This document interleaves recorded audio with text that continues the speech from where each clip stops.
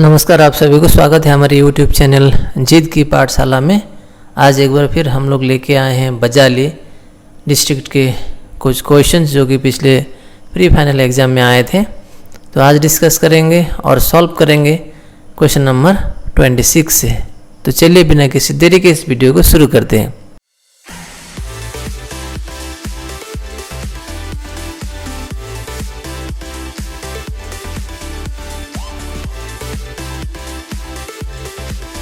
Choose the correct option from the following statement about the population distribution of Assam. তলৰ উক্তিসমূহৰ পৰা অসমৰ জনসংখ্যাৰ বিতৰণ সম্পৰ্কত শুদ্ধ উক্তিটো বাছি উলিওৱা। 1 में दिया है about 85% of Assam's population live in the Brahmaputra Valley. অসমৰ মুঠ জনসংখ্যাৰ 85% লোক ব্ৰহ্মপুত্ৰ উপত্যকাত বাস কৰে। Number 2, according to 2011 census, the Kamrup Metro District is the highest density of population in Assam. 2011 চনৰ লোকপিয়ল মতে অসমৰ ভিতৰতে কামৰূপ মেট্ৰো জিলাখন সবাতোকৈ ঘন বসতিপূৰ্ণ। ऑप्शन है 1 and 2 both are correct, B में है only 1 is correct और C में है only 2 is correct, D में है both 1 and 2 are correct। कि दो स्टेटमेंट दिए हैं about 85% of Assam population live in the Brahmaputra valley, यानी कि आसाम की जितनी टोटल पॉपुलेशन है उसमें से 85% लोग कहाँ रहते हैं, ब्रह्मपुत्र वैली में। और नंबर 2 में बोला गया है कि 2011 का जो सेंसस था उसके अनुसार कामरूप मेट्रो में सबसे ज़्यादा क्या डेंसिटी ऑफ पॉपुलेशन है। तो ये दोनों स्टेटमेंट को आधार मानते हुए यहाँ पे ऑप्शन दिया है 1 and 2 both are correct, only 1 is correct. C में दिया गया है ओनली 2 इज करेक्ट और डी में है बोथ 1 and 2 आर इनकरेक्ट। तो इसका जो आंसर है वो होगा ऑप्शन नंबर ए, यानी कि 1 and 2 बोथ आर करेक्ट। दोनों जो स्टेटमेंट है वो दोनों ही क्या है, सही है। क्वेश्चन नंबर 27 को देखते हैं। What percentage of India's population live in Assam? भारतर जनसंख्यार किमान शतांश लोग असमत बास करे। इसका मतलब है कि इंडिया में जितने पॉपुलेशन है उनका कितना परसेंट लोग आसाम में रहते हैं। तो ऑप्शन ए में है 2.4%, बी 2.6%, सी में है 2.8% और डी में 2.9%। तो इसका जो आंसर है वो होगा 2.6%।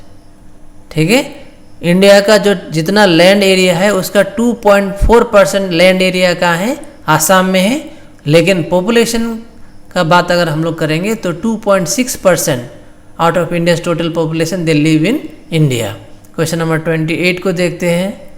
The government of Assam announced state industrial policy in. অসমৰ চৰকাৰে ৰাজ্যিক উদ্যোগ নীতি ঘোষণা কৰিছিল। गवर्नमेंट ऑफ आसाम ने कब स्टेट इंडस्ट्रियल पॉलिसी अनाउंस किया? ऑप्शन ए 2007, बी में है 2005, सी में 2008 और डी में है 2009। इसका जो आंसर है वो होगा ऑप्शन नंबर सी 2008 सनत। Question number 29, Who among the following person was not the member of the drafting committee of the Constitution of India? तलर कुंजन व्यक्तिर भारतर संविधान खसरा कमिटीर सदस्य नासिल, यानी कि जब ड्राफ्टिंग कमिटी बनाया गया इंडियन कॉन्स्टिट्यूशन को लिखने के लिए तो नीचे दिए गए ऑप्शनों में से वो कौन से व्यक्ति हैं जो ड्राफ्टिंग कमिटी में नहीं थे? याद रखिएगा, नहीं थे। ऑप्शन ए में सैयद मोहम्मद सदुल्ला, बी में है के.एम. मुंशी, सी में है जवाहरलाल नेहरू और डी में है डी.पी. खैतान। तो इसका जो आंसर है वो होगा option number C Jawaharlal Nehru. Jawaharlal Nehru drafting committee के मेंबर नहीं थे। क्वेश्चन नंबर 30 को देखते हैं। एजर्सन दिया है in a republic country the head of the state shall not be hereditary. उक्ति दिसे এখন গণৰাজ্যিক দেশত ৰাষ্ট্ৰপ্ৰধানৰ পদবীটো বংশ অনুক্ৰমিক নহয়। और बी में दिया गया है India is not A Republic. जुक्ति भारतवर्ष এখন गणराज्यिक देश নহয়।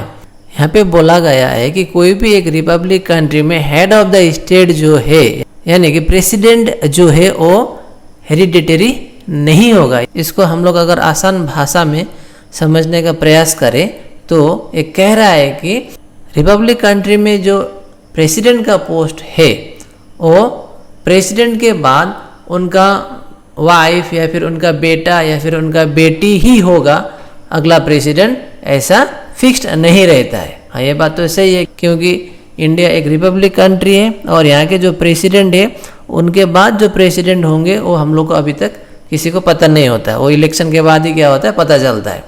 तो हेरिडिटरी होने से क्या होगा, प्रेसिडेंट के बाद उनका बेटा या फिर उनका बेटी ही क्या होंगे, प्रेसिडेंट होंगे। तो यहाँ पे बोला गया है रिपब्लिक कंट्री में पोस्ट हेरिडिटरी नहीं होगा, तो ये बात तो सही है।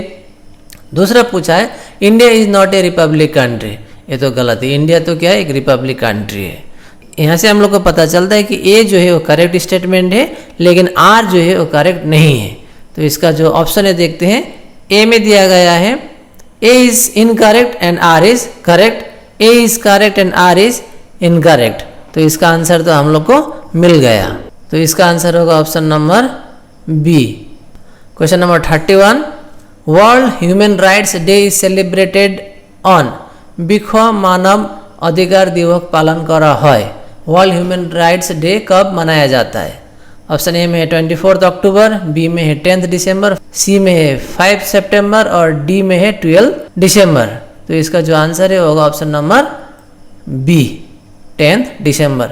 Next question, who was the first secretary general of the UNO?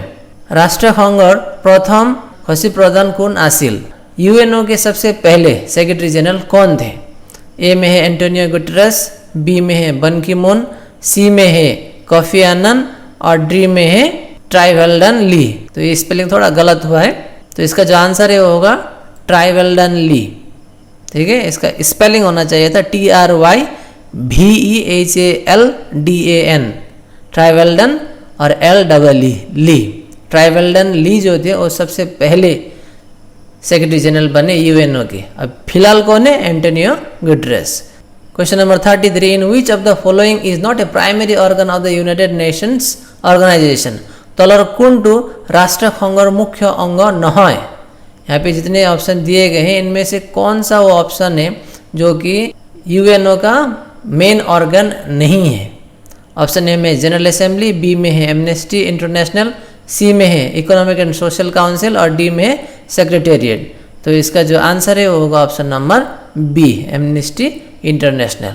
Question number 34, in perspective of international organisation and their headquarters find out the variance.